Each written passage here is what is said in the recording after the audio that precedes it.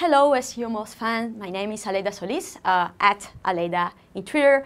It's a pleasure to be here with you today, and I would like to share you some tips, 4 tips specifically, about your mobile SEO strategy, which is a very hot topic nowadays. So, the idea is to really answer some questions that can arise at the beginning of the process. So, the first question that you may have is how many mobile users you have and how they have found you. Because really, what you want is to, of course, be able to optimize your site and to be reachable to those specific mobile users that your specific site has. So, use Google Analytics. Go to the audience mobile devices section of your Google Analytics, and you will find there the operating system, the provider, also the resolutions and the type of handhelds that your users are already, having when they are browsing to your site.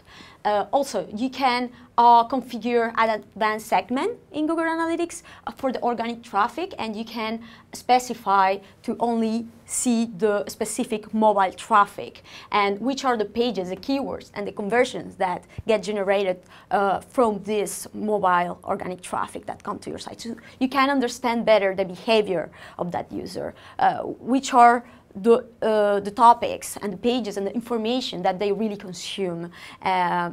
At the beginning, sometimes, maybe you can identify that it's not all of your site that is really attractive to the mobile users, that you have some specific offer that you really want to promote to them. So that is very important, why it's very important that you identify first at the beginning. Also, use Google Webmaster Tools.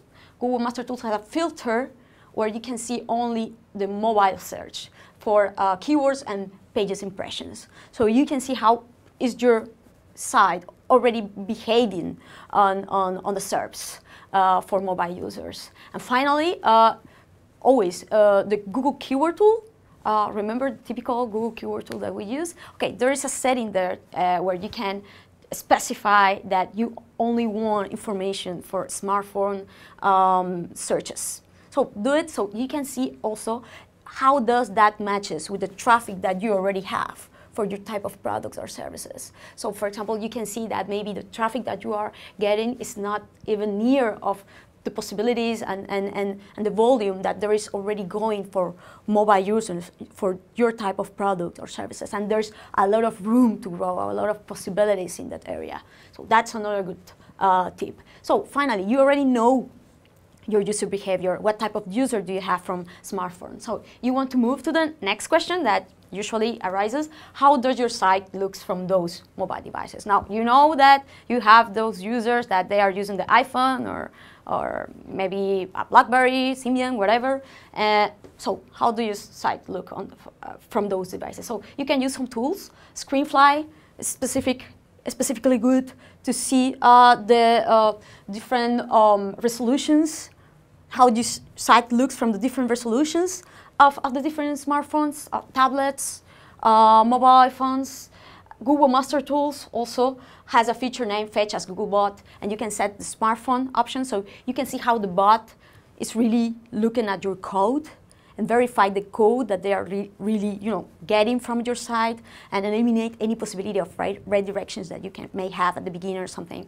And you can also use the add-on from Firefox, User Agent Switcher, so you can switch to a mobile or smartphone user agent and visualize how is your site also reachable from those type of devices easily. So now you know how your site looks. You know that if you may have problems with those type of users that can use certain types of smartphones, and maybe you need to improve a little bit how your site looks in them. Okay, that's the first thing to do. And then the next question is what type of mobile web is better for you? Because at the end of the day, okay, I know that I have a lot of possibilities. I know that my site is not really attractive for this type of devices, but that doesn't mean that you are going to start from scratch doing whatever to make your site friendly. No, you need to identify which is the best strategy for you according to your type of site, okay? So the first site, of course, and this is the recommendation from Google, and it's very, very popular nowadays also from a development perspective, is the responsive web design. But this is the ideal situation also if you have the same content that you want to be delivered for the mobile and also the desktop user. You have the flexibility to implement, you have a good CMS, or you have, development resources that may facilitate the implementation. But let's say that maybe you haven't, you cannot change something on your site, or you have a not flexible CMS and you have just switched 6 months ago. Maybe you have problems there to implement it, right? And this is, of course, the best for smartphone users or tablet users. If you have a feature phone base of users that you have identified before, maybe it's not the ideal, because you will have more problems to make this site that is good for desktop also good for a feature phone. So the responsive is the ideal situation for this. But then if some of those, different criteria that I have discussed before are not met, you may consider the dynamic serving in the same URL. So this is more suitable for those who sites that want to really offer a different type of content for those type of users. Remember that a lot of mobile users are also users that are looking for local type of searches that you may verify before with the keyword tool or Google Analytics. But that means that maybe for those type of users, you want to provide some specific offer, a coupon, something different, maybe references to go walk into your next store, a different type of content than for the typical desktop user, right? So this will be the alternative. If you cannot implement responsive, what I have talked before, if you have feature phone users, then you will do dynamic serving in the same URL. That means that you will build a parallel site, but this site or this content will be shown through the same URL. The thing is to implement, the user agent detection. So instead of showing one version of the content, you will show the other. If you, for some reason, have not the possibility to implement this neither, then you will move to the parallel site in an M subdomain. This means that you will build also a parallel site, but it won't be shown on the same URL as the previous option. And then you will need to add some tags, the rel alternate tag to refer user from the www version, from the desktop version to the mobile one, and also vice versa with a canonical tag. So like this, you won't have any duplication problems, content duplication problems. At the end of the day, this is not optimal because this means that the crawler, Google, will need to really identify much more content, and you will give much more work to the crawler, and possibly, it won't be as neat as to have just one URL for everything. You will need to work more also to improve the popularity of this other parallel site, because you don't have the same URL for everything. So it's not the ideal situation, really.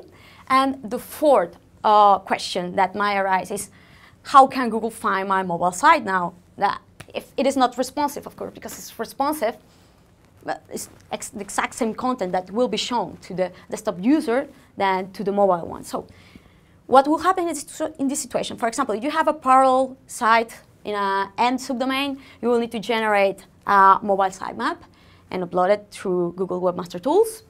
Of course, links is always a good practice to link between one version and another of the site if you're using different URLs also.